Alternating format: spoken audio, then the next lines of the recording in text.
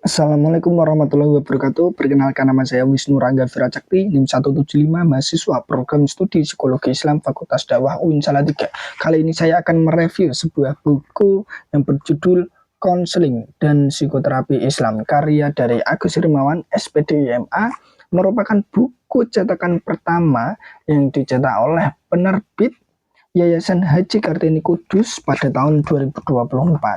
Dalam buku ini terdapat 8 bab pembahasan, namun saya akan mereview bab 1 sampai dengan bab 5 saja.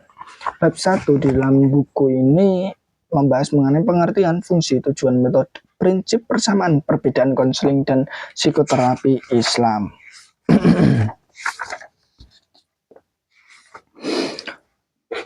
Kesimpulan dari bab 1 ini adalah konseling merupakan suatu aktivitas pemberian nasihat dengan atau berupa anjuran dan saran dalam bentuk pembicaraan yang komunikatif antar konselor dengan klien, yang mana konseling datang dari pihak klien yang disebabkan karena ketidaktahuan pengetahuan sehingga memohon pertolongan kepada konselor dengan metode-metode psikologis.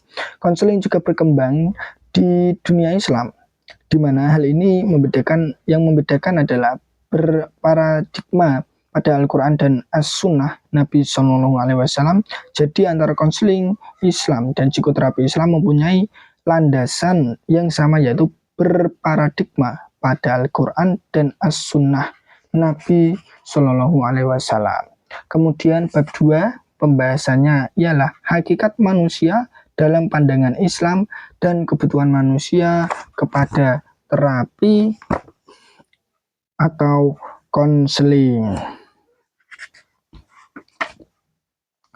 Menurut kandungan ayat-ayat Al-Quran, manusia itu pada hakikatnya adalah makhluk yang utuh dan sempurna, yaitu sebagai makhluk biologis, pribadi, sosial, dan makhluk yang religius. Kebutuhan manusia itu, atau biasa disebut dengan nafsu juga, itu ada 3 jenis ya, yaitu nafsu amarah yang selalu mendorong untuk melakukan kesesatan dan kejahatan. Kemudian ada nafsu lawamah, yaitu nafsu yang menyesal. Ketika manusia telah mengikuti dorongan nafsu amarah dengan perbuatan nyata, sesudahnya sangat memungkinkan manusia itu menyadari kekeliruannya dan membuat nafsu itu menyesal. Kemudian yang 3 ada nafsu mutmainnah, yaitu nafsu yang dikendalikan atau nafsu yang bisa terkendali oleh akal dan kalbu sehingga dirahmati Allah Subhanahu wa taala. Ia akan mendorong kepada ketakwaan, dalam arti mendorong kepada hal-hal yang positif. Seperti itu. Kemudian kita lanjut pada bab berikutnya, yaitu bab 3 mengenai sejarah, teknik, dan hubungan psikoterapi Islam dengan ilmu lainnya. Sejarahnya psikoterapi Islam itu secara historis, Islam secara aktual telah jaya sejak abad ke-9 hingga abad ke-13. Para sejarawan menyebut perawatan atau penyembuhan Islam sebagai pengobatan Arab. Bentuk dan teknik psikoterapi Islam ini, yang pertama ada membaca Al-Quran sambil mencoba memahami artinya. Yang kedua ada melakukan sholat malam. Yang ketiga bergaul dengan orang yang baik atau orang soleh. Yang keempat ada berpuasa. Dan yang terakhir ada zikir malam hari yang lama. Ini sesuai lagu ya, ada lagunya Tombo Ati itu ya. Itu merupakan teknik psikoterapi Islam.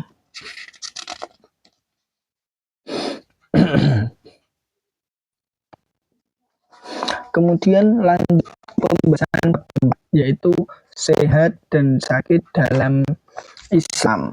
Nah, di sini sehat mental atau jiwa itu mencakup sehat pikiran, tercermin dari cara berpikir seseorang, yakni mampu berpikir secara logis itu masuk akal, atau berpikir runtut. Yang kedua ada sehat spiritual, tercermin dari cara seseorang dalam mengekspresikan rasa syukurnya, pujiannya, atau penyembahan terhadap Sang Pencipta alam dan seisinya, yang dapat dilihat dari praktek keagamaan dan kepercayaannya serta perbuatan baik sesuai dengan norma-norma yang ada di masyarakat. Kemudian ketiga ada sehat emosional, tercermin dari kemampuan seseorang untuk mengekspresikan atau mengendalikan diri dengan baik. Kemudian orang itu dikatakan sakit itu karena orang tersebut tidak mampu lagi berfungsi secara wajar dalam kehidupannya sehari-hari. Dalam praktik di lapangan secara lahiriah disaksikan oleh setiap orang berapa banyak pegawai yang tekun, patuh, dan disiplin karena takut dikatakan tidak loyal kepada atasannya, padahal sebenarnya apa yang dilakukan tidak sesuai dengan rasa hati nuraninya. Itu sebagai contohnya ya. Kemudian kita masuk lagi di bab berikutnya, yaitu bab terakhir yang kita review, yaitu bab 5 mengenai manajemen dan prosedur pelayanan konseling dan terapi Islam.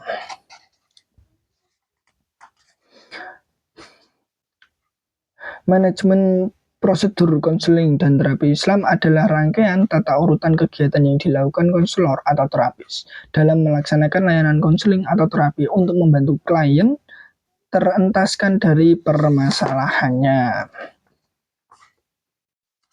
Kemudian model-model ya psikoterapi dalam Al-Quran, Sunnah Rasul. Yang pertama ada psikoterapi dengan keimanan,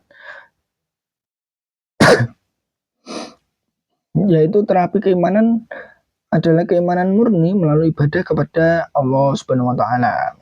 Kemudian yang kedua ada psikoterapi melalui ibadah, yaitu caranya menunaikan ibadah merupakan salah satu untuk menghapuskan dosa dan memperkuat ikatan seorang mukmin kepada Allah Subhanahu wa taala.